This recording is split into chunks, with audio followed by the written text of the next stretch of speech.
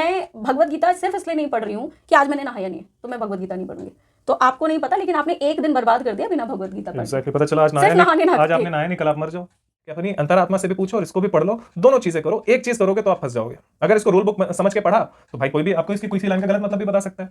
और अगर आपने किसी और की आवाज को अपनी अंतरात्मा की आवाज समझ ली, किसी बाहरी तत्व की आवाज को अपनी अंतरात्मा की आवाज समझ ली, तो भी आप गलत काम कर सकते हो। इंसान को पता ही नहीं कि उसे क्या करना है, उससे अपवित्र कोई नहीं होता, राइट। अगर आपको सपोज आपको पोटी आती है और आप नहीं जा रहे हो, आपको पता ही नहीं क्या करना है, तो आप अपवित्र ही रहोगे। जय श्री राम दोस्तों, मैं हूं शशि। जय श्री राम, मैं हूं आलोक। शुरू करते हैं चर्चा ऑन गीता ज्ञान, श्लोक नंबर 38 अध्याय 4 का। ना ही ज्ञानेन सदृशम पवित्रमिह विद्यते तत्स्वयं योग संसिद्ध कालेनात्मनि विन्दति। इस संसार में ज्ञान के समान पवित्र करने वाला निसंदेह कुछ भी नहीं है। उस ज्ञान को कितनी ही काल से कर्म योग के द्वारा शुद्ध अंतःकरण हुआ मनुष्य अपने आप ही आत्मा में पा लेता है। तो यहाँ पर वो बोल रहे हैं कि जो ज्ञान है उससे ज्यादा पवित्रता देने वाली कोई चीज नहीं है। पिछले श्लोकों में भगवान ने ज्ञान धर्म अधर्म इनके बारे में बताई है, तो आप अपना पिछले वीडियोस हमारे देखिए। तो यहाँ पर वो ये कहते हैं कि बहुत सारे लोग नहा के पवित्र होते हैं, बहुत सारे लोग कुछ परंपराएं कुछ क्रियाएं करके पवित्र होते हैं, बहुत सारे लोग अपने आप को कुछ कपड़े पहन के पवित्र समझते हैं, कुछ लोग अपने आप को कोई रिलीजियस आइडेंटिटी दे के पवित्र समझते हैं, कुछ लोग अपने आप को कोई तिलक हमारी तरह जैसे हम लगा रखे हैं ऐसे भी पवित्र अपने आप को समझते हैं। कुछ लोग होते हैं कि अपने आप को कोई सरनेम दे के अपने आप को पवित्र समझते हैं। कुछ लोग, सबका अलग अलग तरीका है पवित्र समझने का, लेकिन वो कोई भी पवित्र नहीं है। पवित्र सिर्फ आपको एक ही चीज कर सकती है और वो है ज्ञान।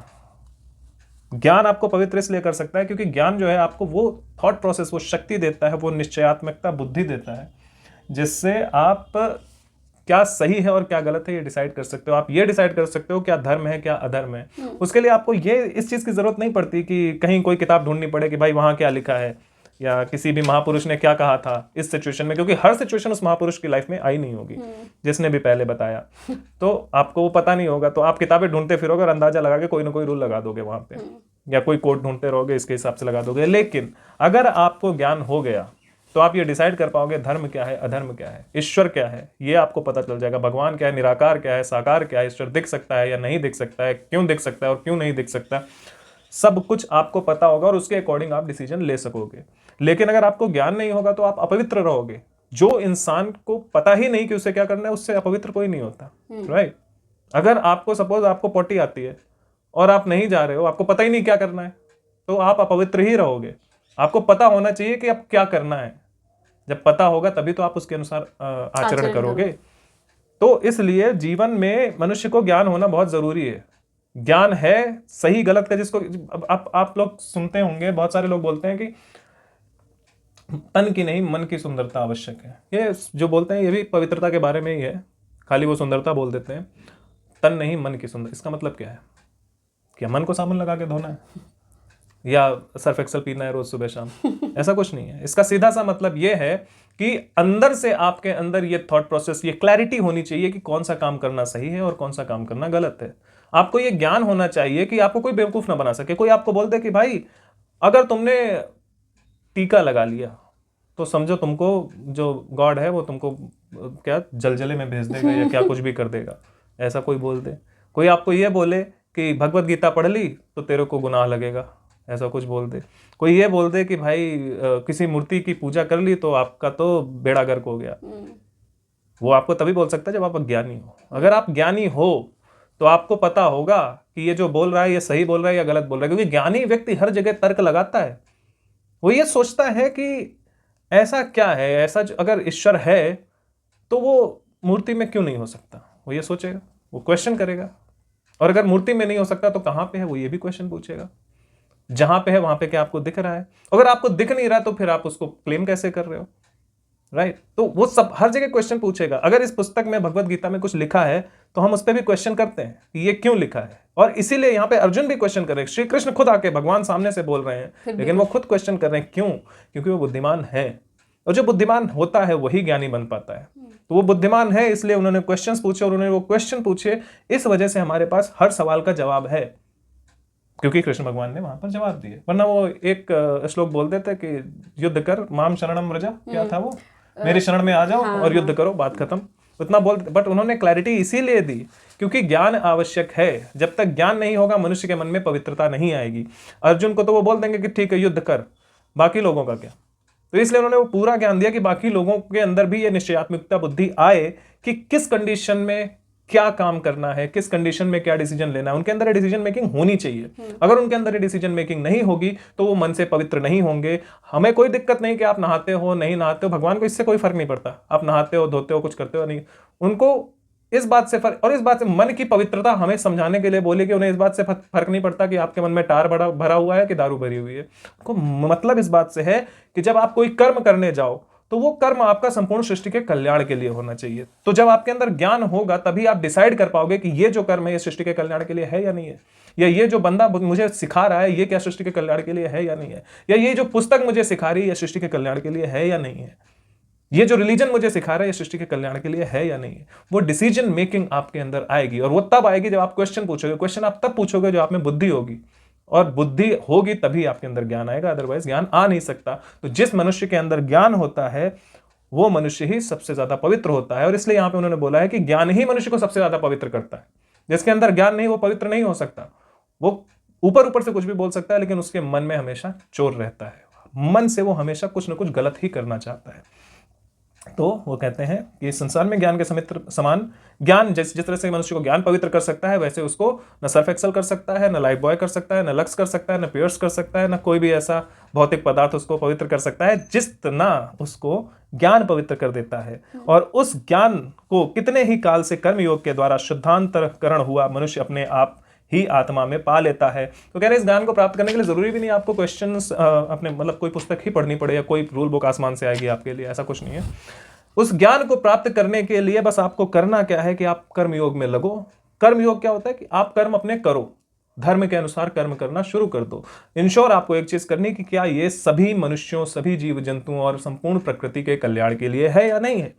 ये डिसीजन मेकिंग आपको करनी पड़ेगी। कैसे होगी? आप खुद सोचते रहो, अपने आप से क्वेश्चन पूछते रहोगे तो आपको ये एहसास, आपको पता चलेगा। आप ट्राई करके, हर कोई देख सकता है, पता चलेगा। और ना पता चले तो मुझे बताना, मैं फिर क्वेश्चन पूछूंगा। तो आपको पता चलेगा कि ये चीज जो मैं करने जा रहा हूं ये सृष्टि के कल्याण के लिए है नहीं है, धर्म या संगत है या नहीं है। जब आपको ये चीज पता होती है, जिन लोगों को ये पता होती है वो उनका अंतःकरण जो है वो शुद्ध हो जाता है। उनके अंतःकरण शुद्ध का मतलब क्या है? अब उनके अंदर लोभ, मोह, अहंकार, भय, लोभ, कुछ भी ऐसा नहीं रहता जो उनको उनके अंदर गंदगी रख सके। उनका अंतःकरण बिल्कुल शुद्ध हो जाता है। ना उन्हें किसी चीज से लोभ होता है, ना उनका किसी को मोह होता है, ना ही उनको किसी से भय होता है, ना ही उनको किसी से ईर्ष्या होती है, राइट। और कुछ होते हैं, बहुत सारे होते हैं, खत्म हो जाता है, वो सारा कुछ उनका खत्म हो जाता है। तो उनके अंदर इस तरह की जो विकार होते हैं वो सारे उनके अंतःकरण से खत्म हो जाते हैं। जब वो खत्म हो जाते हैं तब भी, क्योंकि वो कर्मयोगी है, तो वो बिना मोह के भी अगर किसी के साथ अधर्म हो रहा है तो वहां पर युद्ध करता है। किसी को अगर रोटी की जरूरत है तो वो वहां भी रोटी देता है। क्यों? क्योंकि उसके अंदर मोह नहीं है, लेकिन वो कर्मयोगी, ज्ञान है उसके अंदर। उसको ये नहीं, उसको उसके अंदर ये मन में भाव नहीं है कि अरे ये मेरा बेटा है भूखा मर रहा है, लेकिन उसको ये पता है कि ये बच्चा है, इसलिए भूखा है और मेरे पास रोटी है, मेरी जिम्मेदारी कि मैं इसको रोटी दे दूं, बस इतना होता है। तो उसको ज्ञान होता है, वो व्यक्ति कर्मयोगी होता है, लेकिन उनके अंतःकरण में कोई विकार नहीं होता। जिस मनुष्य के अंदर ये लोभ होता है कि ये करने से मुझे ये मिलेगा, उसका अंतःकरण शुद्ध नहीं है और ऐसा व्यक्ति अज्ञानी होता है। और इसीलिए इस तरह के व्यक्ति पवित्र नहीं होते। ये अंदर से पवित्र नहीं होते, ऊपर से तो खूब विष्णु पाउडर लगा लेते हैं और बढ़िया अच्छी अच्छी कंपनीज के वो ब्रांड्स प्रोडक्ट्स यूज कर लेते हैं, बट वो अंदर से पवित्र नहीं होते। तो ऐसा जो मनुष्य होता है उसको यहां भी वही बताया गया कि वो मनुष्य कैसे ज्ञान प्राप्त करता है, अपनी आत्मा से ही प्राप्त कर लेता है। स्वयं से क्वेश्चन पूछता है कि क्या ये सही है। आपको मैं जो बता रहा हूं ये मैंने तो आपको बता दिया, लेकिन आप खुद क्वेश्चन अपने आप से पूछोगे कि ये बंदा जो बोल रहा है सही है कि नहीं है। जवाब आएगा। अगर सही होगा तो बोलेगी सही है, गलत होगा तो बोलेगी गलत है। लेकिन अगर आपका अंतःकरण शुद्ध नहीं है तो फिर वो आपको भटका देगा, क्योंकि फिर आपकी अंतरात्मा जवाब नहीं दे रही होगी, आपको कोई रूल बुक जवाब दे रही होगी। हो सकता है आपका रिलीजन आपको जवाब दे रहा हो सकता है आपका सरनेम आपको जवाब दे रहा हो सकता है आपका मोह, लोभ, माया, अहंकार कुछ भी आपको जवाब दे रहा हो सकता है कोई महापुरुष आपको जवाब दे रहा हो सकता है कोई पॉलिटिकल लीडर आपको जवाब दे रहा हो।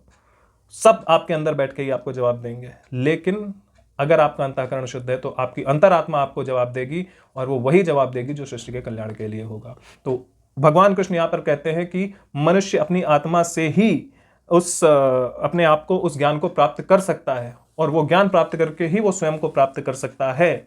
उसको किसी भी पुस्तक की, किसी रिलीजन की, किसी भी रिलीजियस लीडर की जरूरत नहीं है, लेकिन उसके बाद भी हमारे पास भगवत गीता है, क्योंकि ये बहुत मुश्किल है समझ पाना। लोग, मैंने अभी बताया ना कि इतने सारे लोगों के लोग गुलाम होते हैं, उन्हें लगता है कि ये मेरा थॉट है, उनका थॉट होता ही नहीं, उन्हें लगता है ये मेरे अंतरात्मा की आवाज़ है, बट ये इतने लोगों की आवाज़ होती है, तो वो उनके बेस पे डिसीजन ले रहे होते हैं, लेकिन उनको ऐसा लगता है, या वो खुद झूठ बोलते हैं खुद से, या क्या करते हैं, बट दे आर कंफ्यूज ना, निश्चयात्मिकता बुद्धि नहीं होती है, तो वो किसी और के डिसीजन को अपना डिसीजन मान के उसके हिसाब से कर्म करते हैं।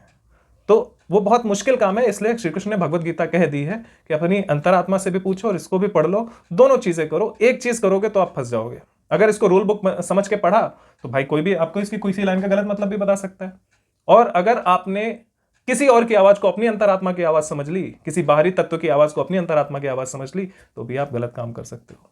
तो आपको अंतःकरण शुद्ध करना पड़ेगा, और उसको शुद्ध करने का सबसे अच्छा तरीका है कि ज्ञान के द्वारा उसको शुद्ध किया जाए, और ज्ञान के द्वारा आप उसको शुद्ध तभी कर सकते हो जब आप अपनी बुद्धि का उपयोग करोगे, स्वयं से सवाल पूछोगे। सामने वाला जब आपको कुछ ज्ञान देगा, कुछ बताएगा, कुछ करने को बोलेगा, तो उसमें भी आपके अंदर सवाल आना चाहिए कि क्या ये सृष्टि कल्याण के लिए है, और सृष्टि में मनुष्य, जीव, जंतु और नेचर सब कुछ आता है।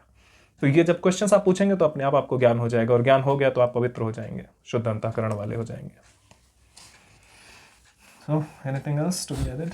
बिल्कुल बताना है, करिए। फाइनली टाइम तो मिला। ठीक है, बताते हैं। यहाँ पर भगवान ने बोला है कि इस संसार में ज्ञान के समान पवित्र करने वाला निस्संदेह कुछ भी नहीं है। अच्छा, जब हमारी जो भौतिक जो अवस्था है उसको पवित्र कौन करता है? कौन करता है? अग्नि। जब हम मर जाते हैं तो ये जो शरीर है, लोगों को ये लगता है कि अग्नि में कोई चीज़ जल जाती है तो ख़त्म हो जाती है, वो एक्चुअली अपने नेचुरल स्वरूप में वापस लौट जाती है। यही होता है ना। तो यहाँ पर भी ज्ञान क्या है? ज्ञान आपके अंदर वो अग्नि दे रहा है जिससे कि आप भौतिकता में पढ़कर आध्यात्मिकता की तरफ जाते हैं, तो आप अपने अंदर ही उस चीज़ को पाते हैं, क्योंकि हर चीज़ तो अंदर ही है। बाहर हम देखने की कितनी भी कोशिश करें, बाहर से आप ज्ञान तो मिल सकता है, लेकिन वो भौतिक ज्ञान आपको ज़्यादातर मिलेगा। करेक्ट। जो एक्चुअल में जो ज्ञान होता है, वो ज्ञान आपको जब आप अंतरात्मा से क्वेश्चन करेंगे ना, चिंतन जिसको हम बोलते हैं, वो बाहर नहीं होता, वो हमेशा आंतरिक प्रक्रिया है। मैं कौन हूँ और मैं क्यों हूँ। एग्जैक्टली। मैं कौन हूँ, मैं क्यों हूँ, मेरा यहाँ धरती पर आने का उद्देश्य क्या है। जब ये सारी चीज़ें वो क्वेश्चन करने लगता है, तब अंदर से ऑटोमेटिकली ज्ञान जो निकलता है वो उसके क्वेश्चंस को जलाता है, मतलब उसको शुद्ध रूप देता है, इसी और उसके जो डाउट्स है उसको क्लियर करके उसको विवेकी इंसान बनाता है। इसके बाद ही उसके अंदर डिसीजन मेकिंग आती है कि अच्छा ये है तो इसके पीछे क्या कारण है। वरना जनरली लोगों को ये तो पता होता है कि ये गलत है या ये सही है, बट इसके पीछे कारण ढूंढने में वो अपने हिसाब से तर्क लगाते हैं। जो तर्क है वो एब्सोल्यूट सही होना चाहिए, जिसको हम धर्म बोलते हैं, कि धर्म संगत काम हुआ कि नहीं हुआ। जैसे तुमने बोला कि पहले वीडियोस में बोला है कि छल भगवान कृष्ण ने बोला गलत नहीं है अगर वो धर्म के लिए किया गया है। वैसे आप बोलोगे तो किसी के साथ छल करना तो गलत ही है ना।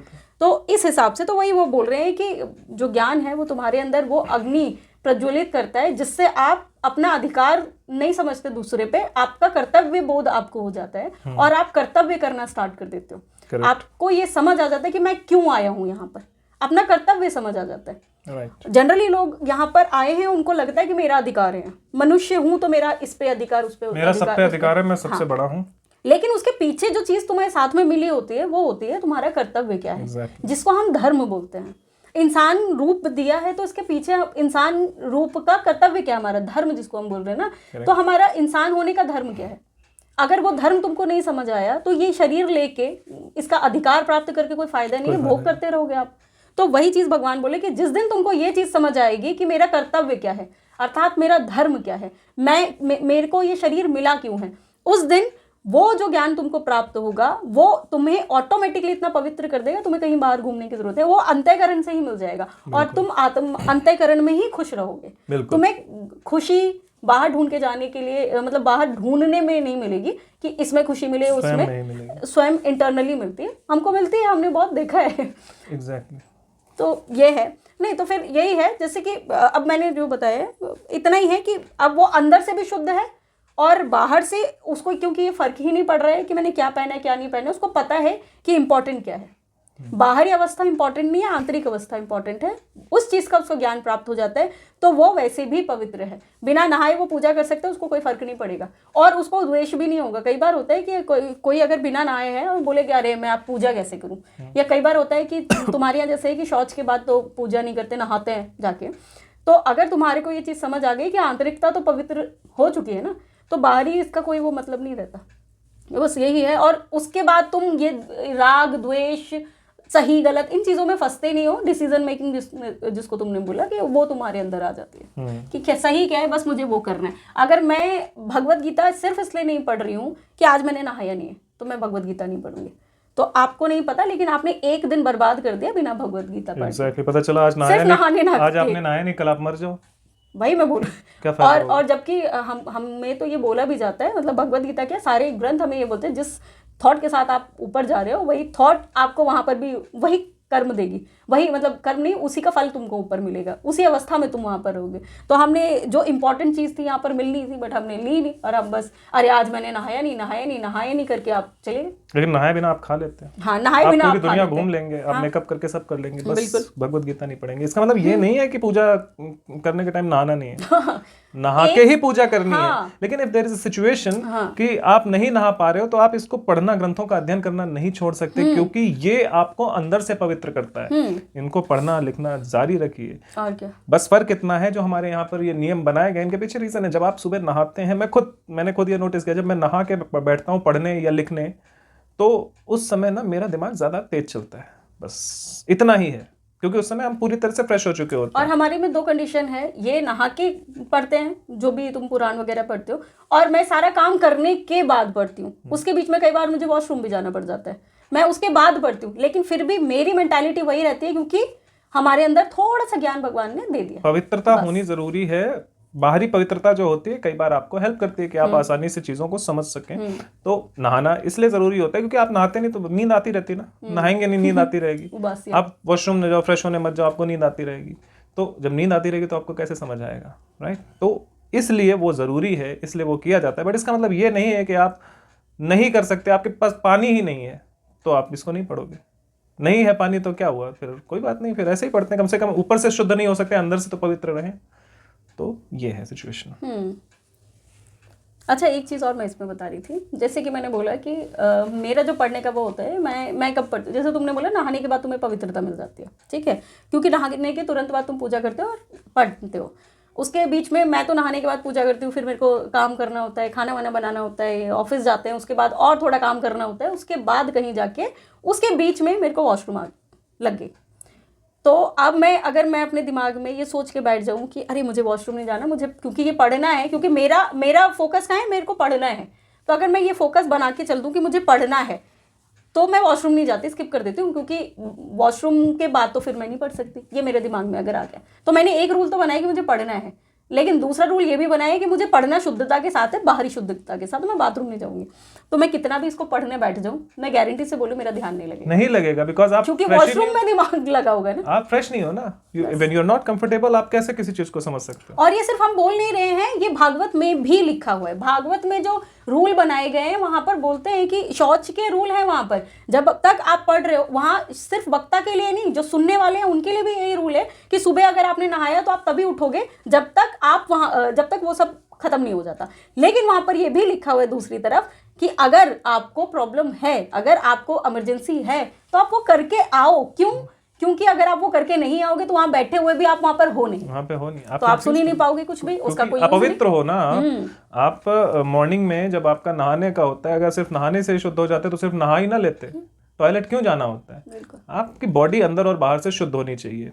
इतना हो गया, पहले आपने बॉडी को अंदर से शुद्ध किया वॉशरूम जाकर, फिर आपने नहाया, बॉडी को बाहर से शुद्ध किया, फिर आपने पूजा करी, मन को थोड़ा साफ किया, फिर आपने ग्रंथों का अध्ययन किया, आत्मा को पवित्रता दी। पूरी तरह से स्वयं को स्वच्छ होना होता है। तो ये पूरा प्रोसेस है, ऐसे नहीं कि सुबह उठ के बस ऐसे ही धूप बत्ती जलानी है। इसलिए है क्योंकि आप अंदर बाहर, और इसीलिए हमारे यहाँ पूजा का विधान नहीं है, सुबह सुबह पूजा पाठ का विधान है। तो पूजा भी होती है और पाठ भी होता है, क्योंकि पूजा करने से आपका मन दिमाग शांत होता है और पाठ करने से आपकी बुद्धि जो है वो पवित्र होती है। तो इसलिए वो सब कुछ जरूरी है। लेकिन अगर आपके घर में पानी नहीं आ रहा है तो आप फिर भी अंदर मन तो बुद्धि तो पवित्र कर ही लो। शरीर नहीं हो सकता तो क्या हुआ, बुद्धि तो कर लो। बिल्कुल। तो ये था श्लोक नंबर 38, जिसमें हमने पवित्रता की बात की है कि पवित्रता आंतरिक और बाहरी कैसे होती है। अब श्लोक नंबर 39 हम अगले वीडियो में करेंगे। तब तक के लिए जय श्री राम। जय श्री राम।